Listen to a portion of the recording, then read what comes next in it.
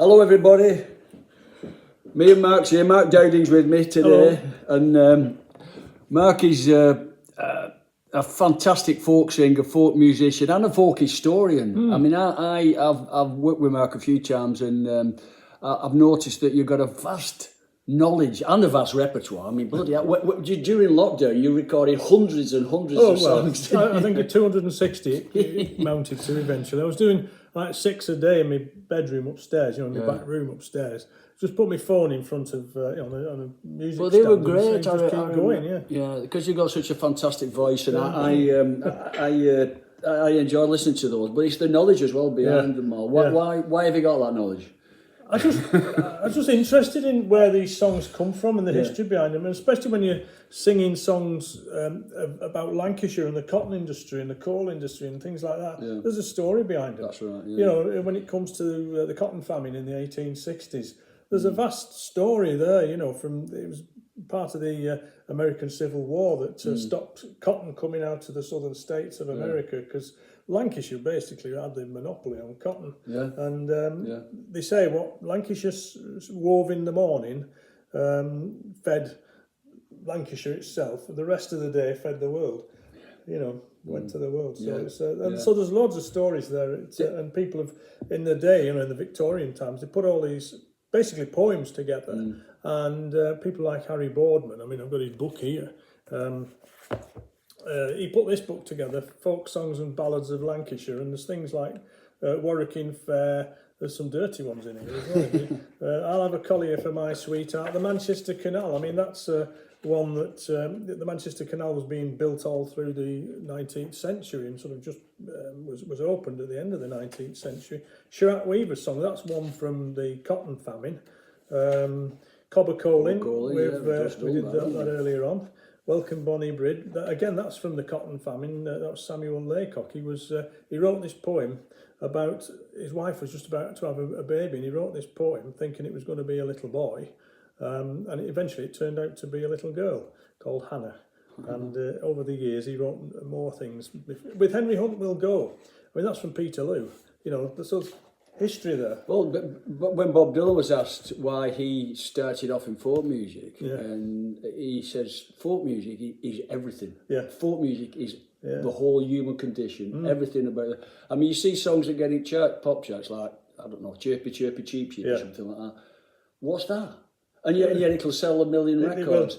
Well, those records, those songs that you've just mentioned, not one of them will sell 1 million records. They won't. But it's the whole human condition. But I'll tell you what did sell 1 million. Well, I don't know how much it sold, but it certainly sold, and that was the Boomtown Rats. I Don't Like Mondays. Oh yeah. Again. I mean, that was a true story. Yeah. It was a sad story, and I know Bob Geldof regrets writing it because of the publicity it gave against that family and the victims, of course. I'm not going to say what it is, but you go and look it up. I Don't Like Mondays. Yeah. It's a great song, but the few and far between in certainly in pop music, you will get some like that. And but I think folk music is unique. A lot of people think it's boring, it's finger in the ear, you've had all that, boring people. As I was a year old, that doesn't happen. But honest, it doesn't. No, but when I was at the Red Lion Folk Club in the early 70s, it was an atmosphere. It was like the place to be. Oh yeah. And the guests that we had on were just superb.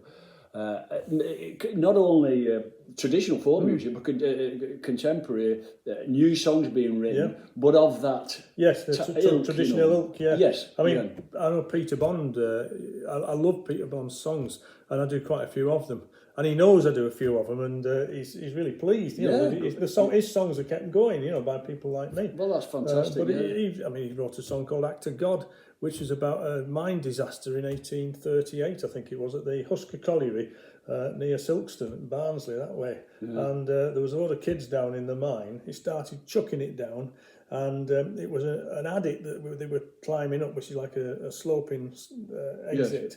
And all this water kept coming down this adit, and they were coming up, and the doors behind them were shutting, and that water couldn't go in. They drowned.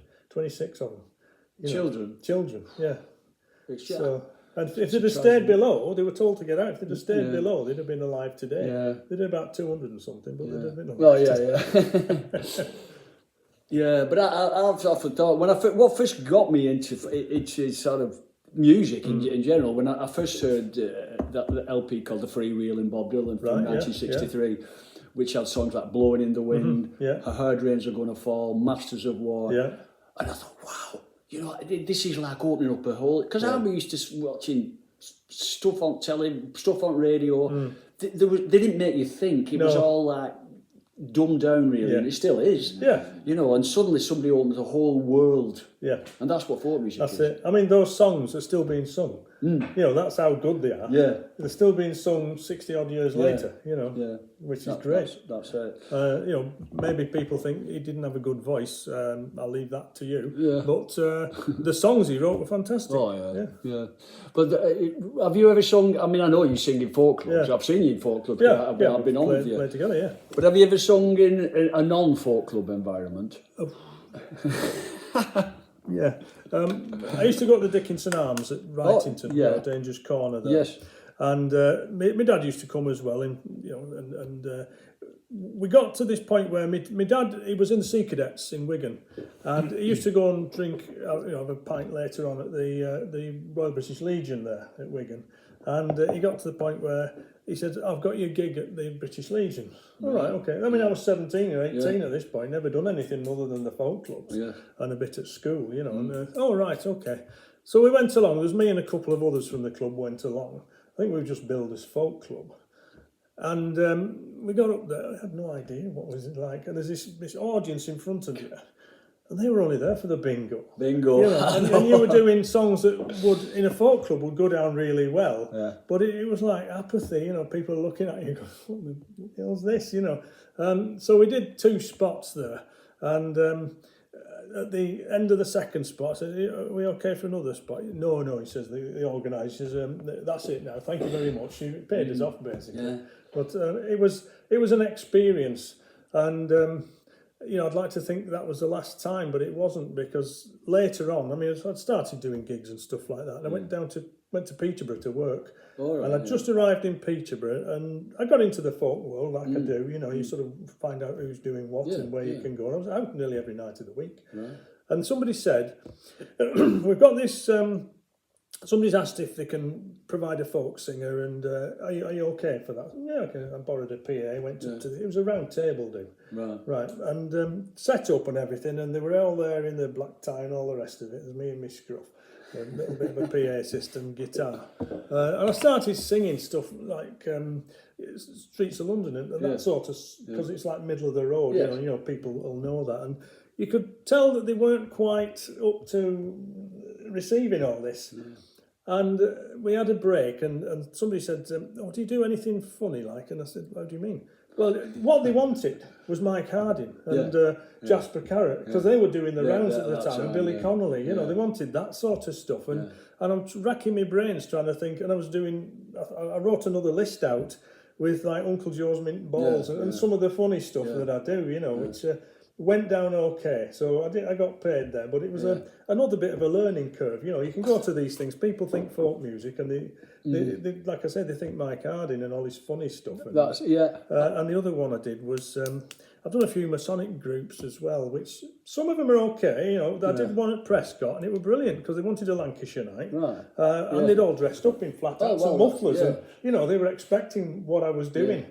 And they were joining in as well, and somebody did, you know, the monologue, the Lion and Albert.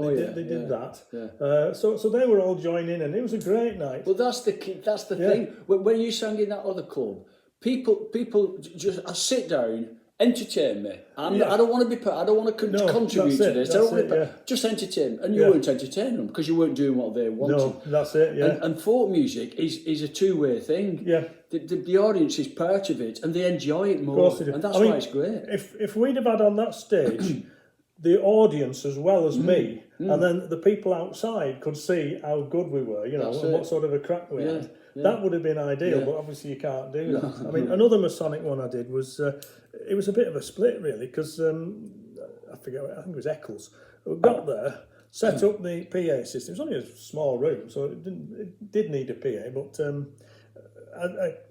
they were beer going round, and it was ages before I got on, and the guy come up to me, says, "Oh, we're running a bit late. Do you mind if you just do one spot? We'll pay you the same." I said, "Yeah, that's no problem. I'll do an hour, instead of 2:45 minutes, that sort of thing." Anyways, time comes. He doesn't even introduce me. He says, "Right, you're on there." So I get up there, and one half of the table elderly people, and the other half are younger people. And I start off, "Hello, my name's Mark Dowding. I'm here to give you, some songs and whatever." This side of the table, the younger just turned to each other, started talking, and you could see this side were wanting to listen. And I'm sort of going over to this side really because they weren't interested, And at the end of the night, I'm thinking, just take the money and run. It was a bit like, people were coming up and saying, "Oh, I enjoyed you. I'm sorry about the noise you had from that side, but." It's... Well, you're always good. I'm a bit super critical sometimes, because if I think, if we're going down well, and yet you see somebody who's not clapping, or not clapping very hard, or miserable face, and it's really self-indulgent for me, because there was a bloke like that at one of the shows, and I thought, "You miserable bugger, he's never clapped, he's never said it." He come up to it at the end. I really enjoyed that. I remember going to see Bernard Wrigley, our mate Bernard, and he was at Martin Mere. They had a Lancashire night on there, and he was doing his stuff. I'm going back years now, and over there somewhere, there was these two ladies. They still had the coats on, hats, and all the rest of it, and they were of an age, and they just sat there like this all night. Nothing, not a crack or anything. Didn't laugh or smile or anything. And at the end, we were laughing at them, not laughing, if you know what I mean. Bernard would be doing his thing, we'd all be wetting ourselves, and we'd look at these two. So once you looked at them, you couldn't stop laughing, So that's the sort of reaction you get sometimes. I'm reminded of all this because of this. It's Tony's book, Keep Folks Smiling, and it tells about Tony's life when he was a lad. That's the subtitle, When I Was a Lad, and it tells about when he started going to these working men's clubs, and he had a bit of an agent, didn't he? Who got him in there, and all the trials and tribulations he had with the clubs there. And it just reminded me of one of the two of the things that I got myself into.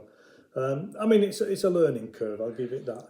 And you realise that folk clubs are one thing, other clubs are another thing, You can't, there's no accounting for taste, and you can't, like I said, I was talking about the pop charts before, when you look at the pop charts, sometimes I think, I can't believe that you'll see some absolutely brilliant, I don't know, some song by Stevie Wonder or something that's at number 28, and at number 1 is some absolute nonsense song. So, I don't... we've always said today that you will go to clubs or parties and things like that. They will play 70s and 80s and 60s songs, and everybody will sing along with them. You play something from the top of the charts now, and nobody knows them. No, I don't even know who's number one or anything these days. They don't have Top of the Pops or anything like that. So going back to our Tony, because he when Alton Weavers were at the height of their fame, he said they got booked at this big venue somewhere. I don't know where it was, and they were. All the audience was there, and this fellow comes on stage and spoke for about 5 minutes, and then he said, "And now, ladies and gentlemen, the food is served in the adjacent room, and ladies and gentlemen, the Alton Weavers." And everybody got up and walked out. I know. Have you ever been introduced? And I have a couple of times. Now then, ladies and gentlemen, I don't know who he is, but I'm sure he's all right. Please give a big hand. No, I've never had that honour. That wasn't at a club, it was at a folk festival, and so you're sort of on a chain, if you like, of people coming on and off, and the guy doesn't bother to come and have a chat and say, "Who are you?" We were talking before about the labour clubs, working men's clubs. That was a unique culture of in them days, bingo. Was sacred. That's right. You could hear a bloody pin drop in bingo. As soon as singers on, everybody's chatting. You might as well just put a CD on a record. And then the club singer. The club. Hurry home, showing, don't you?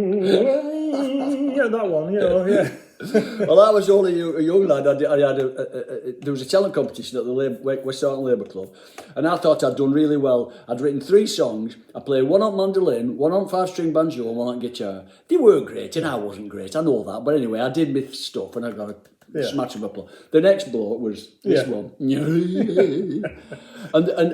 he won. And what really hurt me was at the end, the bloke who was in charge of the judges came over to me and says, "What you have to understand, lad, he's a real musician." Yeah. So dents your confidence a bit, really, doesn't it? Yeah, just a bit. You think, why am I doing this? Well, there are certain places where, you talk about Mark Dowding, of course. I mean, the Orton Weavers bridged the gap between folk clubs and the general public, as people like Mark Dowding did, and but even very, very popular folk groups like the Oldham Tinkers, they wouldn't go down well in that working labour club environment. They just wouldn't, because you've got to listen to them. You've got to listen to them. You've got to contribute to either while listening or joining in or whatever. And if you're not, and that's why, in a way, like I said, Orton Weavers sort of bridged that gap. They brought it out to more popular. Well, I know you used to go to Park Hall on a regular basis, didn't you? That's right. Yeah. And a place would be packed. I know I went a few times myself. It was great to sing along. I think the comedy. We're not all of them, obviously. I'm not picking out different ones, but with Norman having that. We had the patter, didn't he? Yeah, the real patter, which he nicked from all bloody folk singers, they were all, but people had not heard them, you see. No. Outside of the folk, they'd not heard them jokes. I mean, they thought, oh God, not that again, Norman. But they'd not. And then you get our Tony, who was a combination of a good club singer singing folk songs. So he had an acceptable sort of really lovely voice, Did. So they had that combination. It was. I always remember them singing. And it was it Lady is a Tramp? Yeah. He'd sing that and everybody'd join in, and it was great. And there's other stuff as well. What was it, that Tom Lehrer one? Be prepared. That's the Boy Scouts marching song. I remember they did that one. So that was going back a bit. You've got an amazing repertoire. He had an amazing repertoire. People would shout out, any request, they'd shout him, and invariably, he'd know them. And he'd know all lyrics. Yeah. Which, I mean, I struggle to remember the lyrics now, especially getting a bit older. But he knew thousands. Which is I did a gig up at Silverdale, Silverdale Hotel, which runs a folk club there. And there was a couple who couldn't go because one of them had a sore throat or some problem with his throat, and I got a 2-day call. Yes. Can you? Is it possible? I'm looking at the diary, and we'd got, I think it was tickets for the Eagles. Right, me and Maggie. The real Eagles. The real Eagles. So it was almost sort of doing the last tour sort of thing. And I'm thinking, shall I go and see the Eagles or shall I do this gig? I don't like letting people down.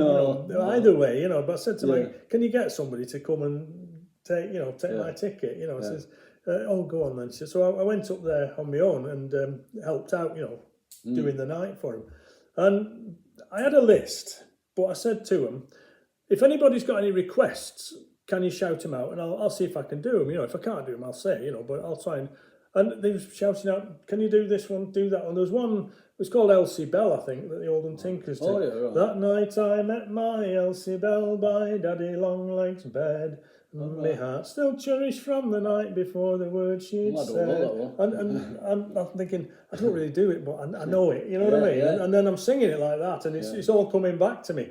And it was unaccompanied, I did it unaccompanied. Yeah. And I said, is that the one you wanted? Yeah, thank you very much. So I'm doing the first half, all of these requests that people want. Because I do that like every year. Yeah. So it's nice to go back and do things, and people remember what you do, and they have their favourites. So that's what I did. I thought, let's see what people want. But it's great, and I think if you can do that, I mean, if somebody, somebody says, this is a particular song I like, and probably never get a chance of hearing it anywhere else, and then you do it for them. Yeah. It's a great thing that, I think going back to what we were saying about folk music, there's a sort of snobbery attached to it in some ways. In some of the clubs that they'd frown on. Yeah. You know, I'd get up, do a floor spot in a folk club at the time, like early 70s, and I'd do something like American Pie. Right. Even though it was at the time, it was a great song, you know. And, still is. But it is a great song, and but there'd be sort of looked down on, if you like. Yeah, it's a modern song, yeah. Well, I know that you can go to some clubs, I don't know if it's the same now, but you used to be able to go to one. If you had a guitar in your hand, they wouldn't let you in. Yeah. You know, you're coming here with that, you know. and yet the guitar is an old instrument when you think back on the history of it. And there's somebody will go with the concertina, like I've got here. Come in, you know. And the concertina's a young instrument. You know, when you think about it. Funny way of looking at it, yeah. Because I think certainly we were talking about Dylan before. You know, he sort of opened up the gates of a guitar singing tree, but it wasn't him. Bloody hell, Woody Guthrie before him, and all those people, Pete Seeger and all those people. But he sort of became the face of it. That's right. I mean, he was the youngster really on the set, wasn't he? Yeah. And everybody became singer-songwriters overnight. That's right. And, I remember, including me. There was a clip that you can see sometimes, and it's Bob Dylan on the Tonight programme with Cliff Mitchellmore. Cliff Mitchellmore's there in his suit and tie and all the rest of it. And now we're going to hear a song from a young upstart called Bob Dylan. You know, there he is, and he's there, and he looks so embarrassed. Yeah. And I think he's singing. With God on My Side. Great song, you know, and he's there with his mouth organ and guitar and everything, singing it, you know, thinking, when am I going to get off, you know. But, at least they recorded it, and we've still got that to look at. And there was a series I think it was on BBC. I used to work for Granada, but this was a BBC. They had Bob Dylan did 2 half-hour shows, and I remember watching them at the time. And they've been deleted because in those days, film was so expensive. Like now, you can record. Oh, do anything, videotape. But then back then, it got recorded over. And I thought, I mean, I sometimes wonder what happened to the old Sit Thee Down programmes. There's one or two clips on YouTube. People have done it at all. Copied it from. But whether they've still got them or not, I don't know. No, they've not apparently, because David and. I think Tony had been asked about it, and they'd never kept them. No. You know, it's a shame. I know they record over them. Like I say, videotape was expensive. I think at one time, a roll of videotape for an hour was about £2,000 in the day, you know, when it first come out. So you'd record on it, show it, and then wipe it for another time. And we got ability to, on a little thing like this, we can record and hours and hours and hours, and no problem. Months and years. Waffling on, talking all of it. No. But anyway, it's been great again for you to visit, Mark. And it's been great to come here. And what's your folk club? It's the Red Lion at Newborough. Yeah. We call it the Room at the Top, and it's every Monday apart from bank holidays. Right. Generally, I must come. I always say I won't come. I know you're busy. I think on a Monday night. But thanks very much, Mark. Been a pleasure. Thank you very much, Tim.